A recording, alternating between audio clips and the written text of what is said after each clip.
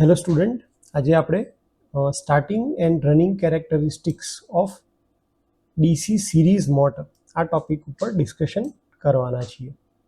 તો ચલો time waste કર્યા વગર સ્ટાર્ટ કરીએ. Explain starting and running characteristics of DC motor. Characteristics એટલે કે લાક્ષણિકતા, બિહેવિયર. ડીસી મોટર કઈ રીતે બિહેવ કરશે, ક્યારે, તો કે સ્ટાર્ટિંગમાં એનું બિહેવિયર કેવું હશે અને રનિંગમાં એનું બિહેવિયર કેવું હશે. એટલે એની મેઇન બે કેરેક્ટરિસ્ટિક્સ છે. એક કહેવાય સ્ટાર્ટિંગ કેરેક્ટરિસ્ટિક્સ અને બીજી કહેવાય રનિંગ કેરેક્ટરિસ્ટિક્સ. સ્ટાર્ટિંગ કેરેક્ટરિસ્ટિક્સમાં એક ગ્રાફ આવે છે જે આવે છે ટોર્ક વર્સિસ આર્મેચર કરંટ. એટલે કે આર્મેચર કરંટની વેલ્યુ તમે વધારતા જાઓ તો ટોર્ક કેટલો જનરેટ થાય છે. કારણ કે આ મોટર છે, મોટરનો આઉટપુટ હંમેશા રોટેટિંગ મિકેનિકલ હોય અને એટલા માટે આની જે કેરેક્ટરિસ્ટિક્સ છે એ રિલેટ કરે છે કે તમે કેટલો ટોર્ક પ્રોડ્યુસ કરી રહ્યા છો. આપણું મેઇન ફોકસ હોય છે ટોર્ક અને સ્પીડ ઉપર. એમાં સ્ટાર્ટિંગની જે વાત ચાલે છે, સ્ટાર્ટિંગ કેરેક્ટરિસ્ટિક્સની, એ હંમેશા ટોર્ક અને આર્મેચર કરંટ વચ્ચેનું રિલેશનશિપ દેખાડે છે. અને રનિંગ કેરેક્ટરિસ્ટિક્સમાં, રનિંગ લાક્ષણિકતામાં બે ગ્રાફ આવે છે. પહેલો ગ્રાફ આવે છે એન વર્સિસ આઈનો અને બીજો ગ્રાફ આવે છે એન વર્સિસ ટી એટલે કે ટોર્કનો. તો સૌથી પહેલા આપણે જે ફોકસ કરવું છે અત્યારે જે ટોપિક આપણે ડિસ્કસ કરી રહ્યા છીએ એ છે ડીસી સિરીઝ મોટર. હવે જો તમને ખબર હોય તો ડીસી સિરીઝ મોટરની અંદર ફિલ્ડ કરંટ, આર્મેચર કરંટ અને લોડ કરંટ ત્રણની વેલ્યુ સેમ હોય છે. કારણ કે સિરીઝ મોટર છે, કરંટને ફ્લો થવા માટે બીજો કોઈ પાથ મળતો નથી. ટોર્કનું ઇક્વેશન આપણે શેના વચ્ચે રિલેશન કાઢવાનું છે, તો કે ટોર્ક અને આર્મેચર કરંટ વચ્ચે. ટોર્કનું ઇક્વેશન આપણને ખબર છે કે torque proportional to phi into IA. અને આપણા સિરીઝ મોટરમાં જે ફ્લક્સ જનરેટ થાય છે, ફાઈ એટલે કે ફ્લક્સ જનરેટ થાય છે, એ ફિલ્ડ કરંટને લીધે થાય છે. ફિલ્ડ કરંટ અને આર્મેચર કરંટ સરખો છે એટલે આપણે કહીએ છીએ કે ભાઈ ફ્લક્સ જે છે કોના લીધે ફ્લો થાય છે, આર્મેચર કરંટને લીધે. અને એટલા માટે ટોર્કનું ઇક્વેશન જે છે, ટોર્કનું ઇક્વેશન એ બની જશે phi into IA, IA into IA એટલે કે IA સ્ક્વેર. તો સિરીઝ મોટરની અંદર torque proportional to IA square હોય છે. અને એટલા માટે આપણે જ્યારે ગ્રાફ ડ્રો કરીએ ટોર્ક વર્સિસ આર્મેચર કરંટ, જેમાં આર્મેચર કરંટ હંમેશા એક્સ એક્સિસ ઉપર, ટોર્ક હંમેશા વાય એક્સિસ ઉપર હોય, એમાં સેચ્યુરેશનની પહેલા તમારો જે ટોર્ક છે એ આઈના સ્ક્વેરના પ્રપોર્શનમાં એટલે કે આ ટાઈપના શેપમાં વધશે. અને એકવાર સેચ્યુરેશન થઈ જાય, સેચ્યુરેશન એટલે પછી તમે ફ્લક્સની વેલ્યુ ગમે એટલી વધારો, તમારી સિચ્યુએશનમાં કોઈ ફરક પડવાનું નથી. અને એટલા માટે ફ્લક્સ તમારો કોન્સ્ટન્ટ થઈ જાય. જો ફ્લક્સ કોન્સ્ટન્ટ હોય તો સેચ્યુરેશન પછી તમારો ટોર્ક પ્રપોર્શનાલિટી આવશે આર્મેચર કરંટની સાથે. અને એટલા માટે પછી જ્યારે પણ પ્રપોર્શનલમાં ડાયરેક્ટ ક્વોન્ટિટી હોય એટલે તમારી લાઈન થઈ જાય સ્ટ્રેટ.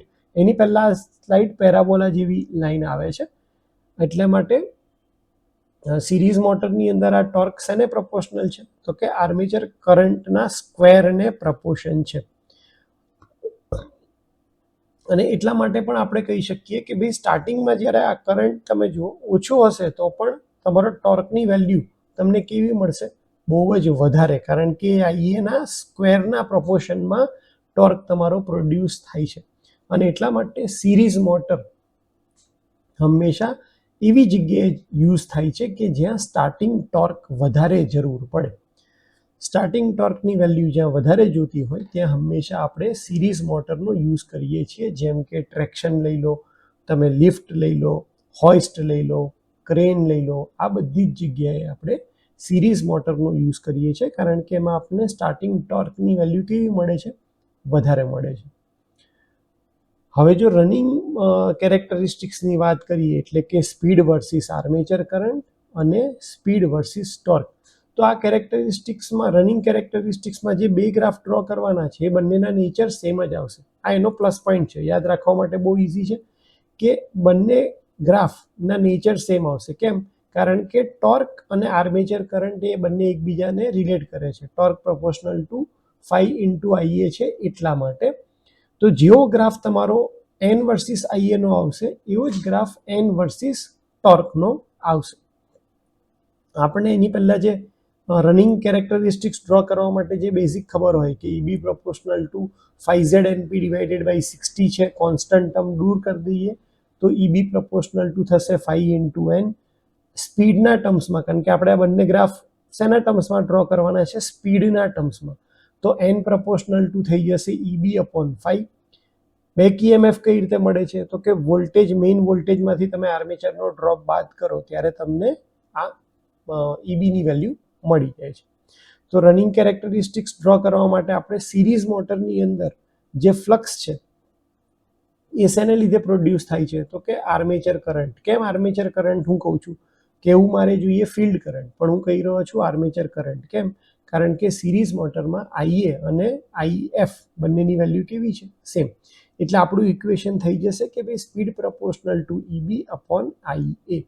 જેમ જેમ આ નીચેની ક્વોન્ટિટી વધતી જશે, એટલે કે તમારો આર્મેચર કરંટ વધતો જશે, એમ તમારી સ્પીડ કેવી થવી જોઈએ, ઘટતી જવી જોઈએ. અને એટલા માટે તમે આ ગ્રાફમાં જોઈ શકો છો કે N વર્સિસ IA નો જે ગ્રાફ છે એમાં સ્ટાર્ટિંગમાં જ્યારે કરંટ બહુ ઓછો છે ત્યારે સ્પીડ કેવી છે, બહુ જ વધારે. અને એટલા માટે પણ એવું કહેવામાં આવે છે કે ભાઈ ક્યારે પણ DC સિરીઝ મોટરને નો લોડ ઉપર સ્ટાર્ટ કરવી નહીં, નહીંતર એની સ્પીડ કેવી હશે, બહુ જ વધારે. તમે વિચારો કે આ સ્પીડ પ્રપોર્શનલ ટુ EB/IA છે, એટલે જો IAની વેલ્યુ 0 હોય, IAની વેલ્યુ 0 ક્યારે હશે, જ્યારે કોઈ લોડ કનેક્ટ કર્યો નહીં હોય. તો આ વેલ્યુ 0 થઈ જાય તો તમારી સ્પીડની વેલ્યુ ઇન્ફાઇનાઇટ થાય, એટલે કે બહુ જ હાઈ સ્પીડ પકડે. અને એથી આપણે DC સિરીઝ મોટરને લોડ વગર ચાલુ કરતા નથી. જેમ જેમ તમારો લોડ કરંટ વધતો જશે એમ એમ તમારી સ્પીડ કેવી થતી જશે, ઘટતી જશે. બીજું છે કે EBની વેલ્યુની અંદર શું આવે છે, V-IR. એટલે જેમ જેમ તમારો આર્મેચર કરંટ વધશે એમ એમ તમારો આ ડ્રોપ વધતો જશે. આ ડ્રોપ વધશે એટલે EBની વેલ્યુ તમારી ઘટશે, કારણ કે તમારો ટર્મિનલ વોલ્ટેજ છે તો કોન્સ્ટન્ટ છે. આ 230 વેલ્યુ ધારો કે આપણે મૂકીએ તો 230ની વેલ્યુ કોન્સ્ટન્ટ રહેશે, અને આ ડ્રોપ ધીરે ધીરે કરંટ વધવાની સાથે વધતો રહેશે. એટલે પહેલાં ધારો કે 2 વોલ્ટ હોય, પછી 3 વોલ્ટ થશે, પછી 5 વોલ્ટ, 10 વોલ્ટ. તો એ વેલ્યુ વધવાથી તમારી EBની વેલ્યુ ધીરે ધીરે ઘટશે. તો EBની વેલ્યુ ઘટશે એટલે પણ સ્પીડમાં ઘટાડો થાય છે, પણ મેઇન ઘટાડો શેના લીધે થાય છે, આ આર્મેચર કરંટ વધવાને લીધે. તો બે કારણથી આ સ્પીડનો ગ્રાફ તમારો ડાઉનવર્ડ્સ આવશે. એમાં મેઇન પ્રપોર્શન શેના લીધે હશે, આર્મેચર કરંટના લીધે, અને થોડોક ઘટાડો EBમાં જે ઘટાડો થાય છે એના લીધે પણ આ ગ્રાફ આવો આવે છે. એક વખત તમે N વર્સિસ IA નો ગ્રાફ ડ્રો કરો તો સેમ ગ્રાફ જ તમારે N વર્સિસ TA માટે પણ ડ્રો કરવાનું છે, કારણ કે ટોર્ક પ્રપોર્શનલ ટુ 5 × IA થાય, અને એટલા માટે આ બંને ગ્રાફ હંમેશા સેમ આવશે. તમારે યાદ એટલું જ રાખવાનું છે કે રનિંગ કેરેક્ટરિસ્ટિક્સમાં હંમેશા વાય એક્સિસ ઉપર તો તમારી સ્પીડ જ આવવાની છે, પણ એક્સ એક્સિસની અંદર આર્મેચર કરંટ અને ટોર્ક માટેના બે અલગ અલગ ગ્રાફ તમારે ડ્રો કરવાના થશે. તો હોપ કે તમને આ ટોપિક ખબર પડી ગઈ હશે અને તમે તમારું રિવિઝન સરખી રીતે કરી રહ્યા હશો.